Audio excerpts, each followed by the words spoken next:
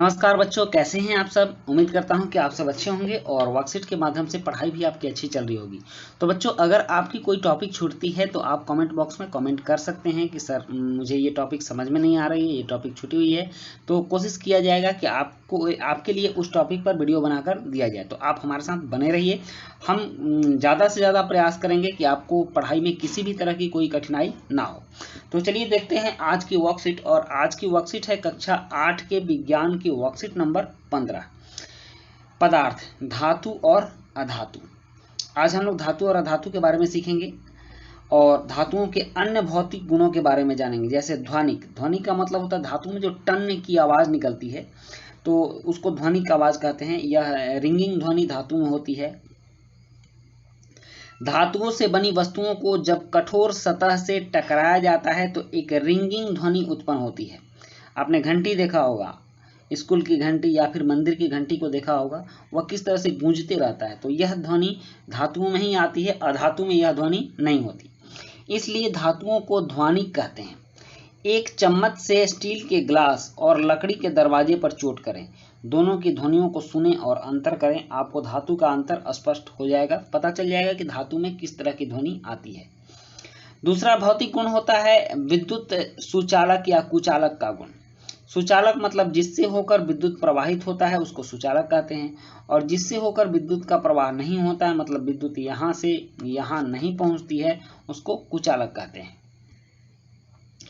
इस गुण को एक गतिविधि के द्वारा समझते हैं। बैटरी, बल्ब, तार को दिए गए चित्र के अनुसार जोड़कर परिपथ बनाए। ये बैटरी हो गया, इसके पॉजिटिव से इधर निकाल दीजिए, नेगेटिव से निकाल दीजिए, बीच में जगह खाली रखिए और इसको बॉल से इधर आप जोड़ दीजिए, या बीच में आप गैप रखेंगे ताकि इसमें हम वस्तुओं को रख रख कर देखेंगे कि उससे होकर विद्युत का प्रवाह हो रहा है या नहीं।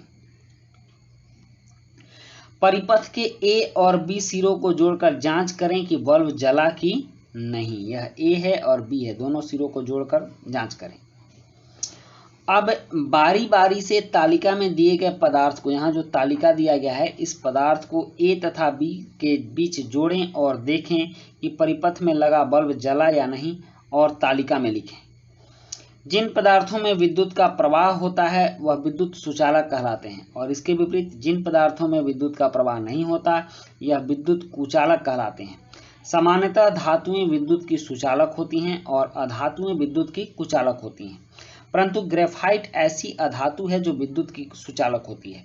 आप जो पेंसिल लिखते हो, कागजी पेंसिल जिससे कि कागज पर लिखा जाता है, उसके अंदर ग्रेफाइट की एक छड़ होती है काले रंग की, वह विद्युत की सुचालक होती है। हालांकि वो होती तो अधातु है, लेकिन अगर आप उसको जांच करोगे तो विद्युत को सुचालक है, उससे होकर विद्युत गुजरता है। तो यह एकमात्र अपवाद है जो कि यह अधातु होते हुए भी विद्युत सुचालक का गुण प्रदर्शित करती है।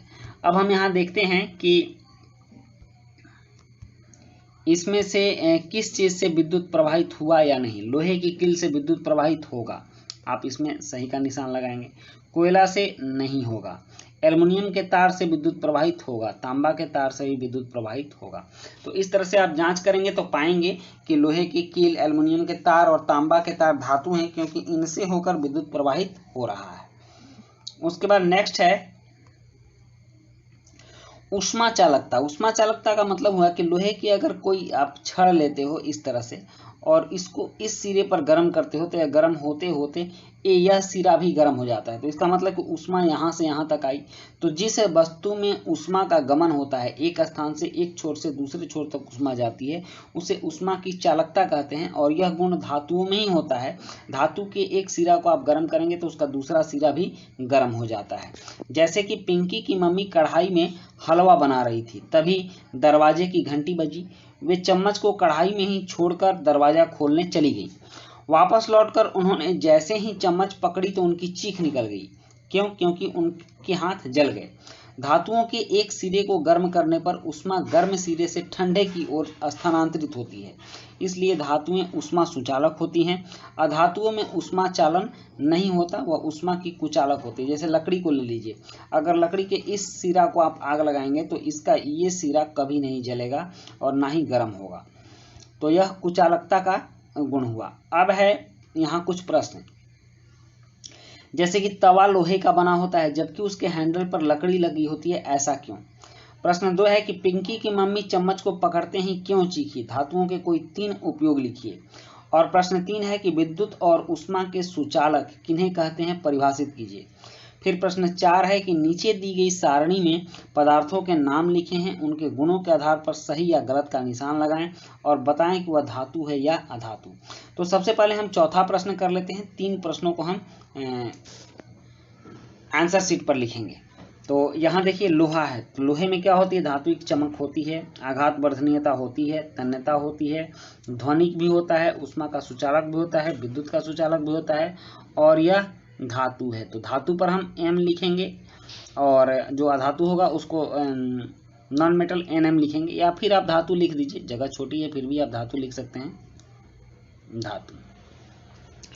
उसके बाद तांबा को देखते हैं। तांबा क्या है, तांबा में अपनी चमक होती है, आघात वर्धनीयता होती है, तन्यता होती है, ध्वनिक भी होता है, ऊष्मा का सुचालक भी होता है, विद्युत का सुचालक भी होता है और यह भी धातु है। अब देखते हैं कोयला।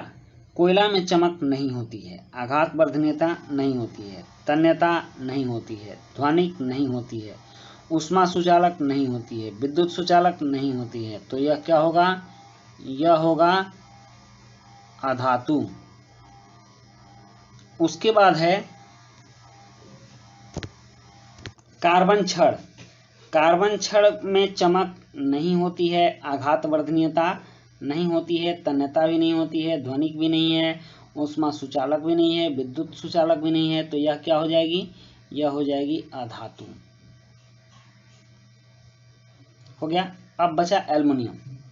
तो लास्ट अब एल्युमिनियम को देख लेते हैं।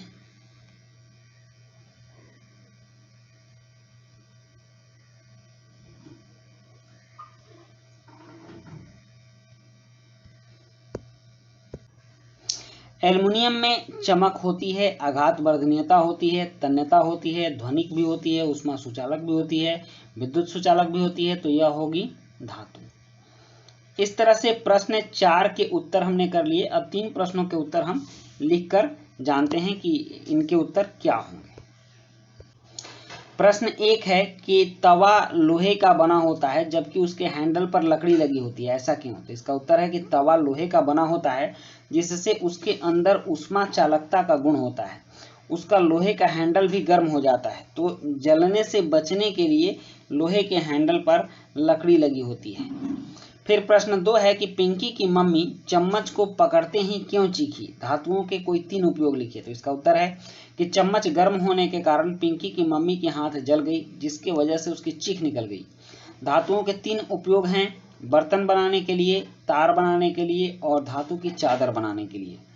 उसके बाद है प्रश्न 3, विद्युत और ऊष्मा के सुचालक किन्हें कहते हैं, परिभाषित कीजिए। तो जिन वस्तुओं की एक छोर से दूसरे छोर तक विद्युत और ऊष्मा का गमन होता है उन्हें विद्युत और ऊष्मा के सुचालक कहते हैं।